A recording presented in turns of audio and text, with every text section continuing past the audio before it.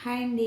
ఈరోజు వీడియోలో traditional recipe బెల్లం గారెలు అయితే ప్రిపేర్ చేశానండి. ఈ బెల్లం గారెలు మన అమ్మమ్మలు, నానమ్మలు వండినప్పుడు ఎంత రుచిగా ఉండేవో అలానే వచ్చేటట్టుగా సింపుల్ కొలతలతో నేనైతే ప్రిపేర్ చేశానండి. బెల్లం గారెలు అంటేనే పిల్లలకి, పెద్దలకి అందరికీ ఇష్టం కదా! ఈ గారెల్లో వంట సోడాలు కానీ ఇలాంటివి ఏం లేకుండా సింపుల్ టిప్స్‌తో ప్రిపేర్ చేశానండి. ఎలా ప్రిపేర్ చేశానో చూపిస్తాను చూసేయండి. ముందుగా మీ అందరికీ చిన్న రిక్వెస్ట్ అండి. నా ఛానల్‌లో కొత్త వాళ్ళు ఎవరైనా వీడియోస్ ఫస్ట్ టైం చూస్తున్నట్లయితే ప్లీజ్ నా ఛానల్‌ని సబ్స్క్రైబ్ చేయడం మర్చిపోవద్దు. ఇప్పుడు గారెలు ప్రిపేర్ చేసుకోవడానికైతే ఒక బౌల్ తీసుకుని దానిలో ఒక 2 కప్పుల వరకు మినపప్పు వేసుకున్నానండి. బెల్లం గారెలని ఎప్పుడు ప్రిపేర్ చేసినా పొట్టు మినపప్పుతోనే ప్రిపేర్ చేయండి. పొట్టు మినపప్పు అయితేనే ఈ గారెల రుచి చాలా బాగుంటుంది. గుండు మినపప్పుతో చేసినా దీనంత రుచి దానికి రాదండి. ఈ 2 కప్పులు మినపప్పు వేసుకున్నాను కదా! దాన్ని నీట్‌గా వాటర్ వేసుకొని క్లీన్ చేసుకొని ఒక 4, 5 గంటల పాటు నానబెట్టుకోవాలి. 4, 5 గంటలైతే సరిపోతుందండి పప్పు నానడానికి. 4, 5 గంటల తర్వాత చూస్తే చూడండి పప్పు అయితే చక్కగా నానింది కదా! ఈ పప్పునైతే పొట్టంతా పోయే వరకు నీట్‌గా క్లీన్ చేసుకోవాలండి. పొట్టంతా పోయే వరకు పప్పునైతే నీట్‌గా క్లీన్ చేసుకున్నానండి. చూడండి ఈ విధంగా పప్పుని క్లీన్ చేసుకున్న తర్వాత దీనిలో వాటర్ అస్సలు ఉండకూడదండి. వాటర్ ఉంటే పప్పు అయితే ఉడికేటప్పుడు పల్చగా వచ్చేస్తుంది.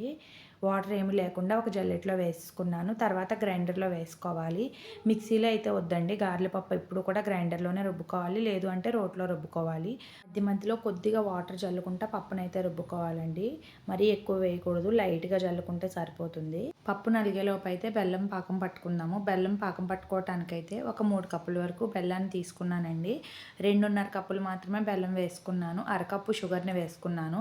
ఇలా పంచదార వేయడం వల్ల నాకెందుకో బెల్లం గారెలు ఇంకా బాగున్నాయి అనిపిస్తది. అందుకే నేనైతే ఒక అరకప్పు వరకు పంచదారని వేసుకుని 1:30 కప్పు వరకు వాటర్‌ని వేసుకున్నానండి పాకం పట్టుకోవటానికైతే.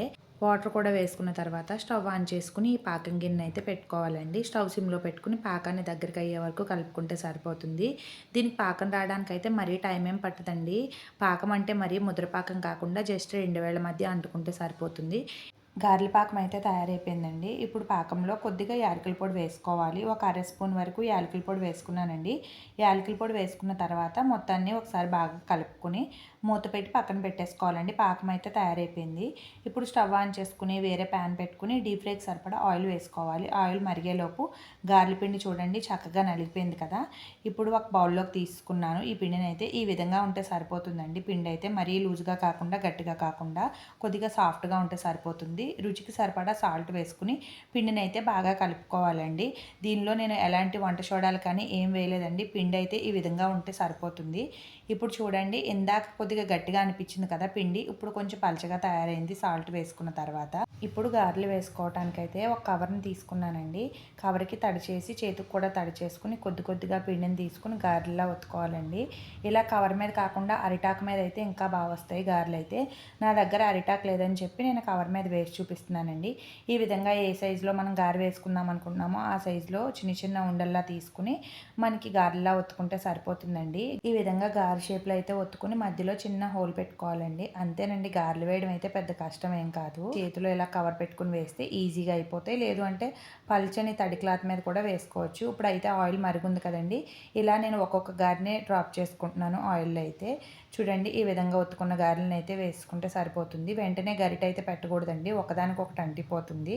గారెలు వేగాక అవే పైకి తేలుతాయండి. ఆ విధంగా వచ్చిన తర్వాత రెండో వైపు కూడా తిప్పుకుంటే సరిపోతుంది. చూడండి నేనైతే స్లోగా రెండో వైపు కూడా తిప్పుకుంటున్నాను. ఈ విధంగా గారెలను అయితే గోల్డెన్ కలర్ వచ్చే వరకు ఫ్రై చేసుకోవాలి. మరీ ఎక్కువ టైం ఏం పట్టదండి. గారె ఫ్రై అవ్వటానికైతే స్టవ్ సిమ్లో పెట్టుకుని వేపుకుంటే సరిపోతుంది. గారెలు అయితే చూడండి మంచి కలర్ వచ్చినాయి కదా! ఇలా వచ్చినప్పుడు తీసుకుంటే సరిపోతుంది. డైరెక్ట్‌గా వీటిని అయితే పాకంలోనే వేసుకోవాలండి. చూడండి నేను పాకం అయితే వెనక పెట్టుకుని ఉన్నాను కదా! ఆ పాకంలో అయితే ఈ గారెలను వేసుకున్నానండి ఒక్కొక్కటిగా. పాకంలో వేసుకున్న తర్వాత ఇవి రెండో వైపు కూడా తిప్పుకుంటే సరిపోతుంది. పాకం అయితే వెంటనే పీల్చేస్తాయండి. అస్సలు టైం పట్టదు. మనకు పాకం ఎలా పెట్టుకుంటే సరిపోతుంది. మనకి గారెల పిండి కొద్దిగా గట్టిగా ఉన్నా సరే పాకం లోపల వరకు వెళ్ళదండి. గారెల పిండి అయితే నేను చూపించిన విధంగానే రుబ్బుకోవాలి ఎప్పుడు కూడా. మరీ మనకి గట్టిగా ఉన్నా సరే అస్సలు పాకం వెళ్ళదు. గారె లోపల మొత్తం గట్టిగా ఉండిపోతుందండి. ఇలా గారెలు వేసిన వెంటనే చూడండి పాకం అయితే చక్కగా పీల్చేసుకున్నాయి కదా! గారెలను అయితే ఒక 2 నిమిషాల పాటు ఉంచుకుని వేరే ప్లేట్లోకి తీసుకోవాలండి. గారెలు అయితే పాకం మొత్తం పీల్చేసుకున్నాయి కదా, ఈ విధంగా పెట్టుకుంటే సరిపోతుంది. ఈ పాకం గారెలను అయితే వేరే ప్లేట్లో తీసుకుని మళ్ళీ ఇదే విధంగా గారెలను అయితే వేసుకున్నానండి. గారెలు అయితే అన్నీ అయిపోయాయండి. చూడండి, గారెలు అయితే నేను తీసుకున్న పిండికి పాకానికి కరెక్ట్గా సరిపోయింది. పాకం కొద్దిగా కూడా మిగలకుండా. లాస్ట్ వేసిన గారెలండి ఇవైతే. పాకం కొద్దిగా కూడా మిగలలేదు. పాకం కూడా చూడండి, స్టార్టింగ్కి ఇప్పటికి కొద్దిగా తిక్కుగా తయారైంది కదా, పాకం కూడా నేను చెప్పిన విధంగా పట్టుకుంటే సరిపోతుంది. ఈ విధంగా బెల్లం గారెలను అయితే సింపుల్గా ప్రిపేర్ చేసుకోవచ్చు. నేను తీసుకున్న పప్పుకైతే ఒక 25 వరకు గారెలు వచ్చాయండి. టేస్ట్ అయితే చాలా బాగున్నాయి. ఇలాంటి వీడియోస్ కోసం నా ఛానల్ని సబ్స్క్రైబ్ చేయడం మర్చిపోవద్దు. ఇప్పుడైతే వీడియోకి లైక్ చేసేయండి.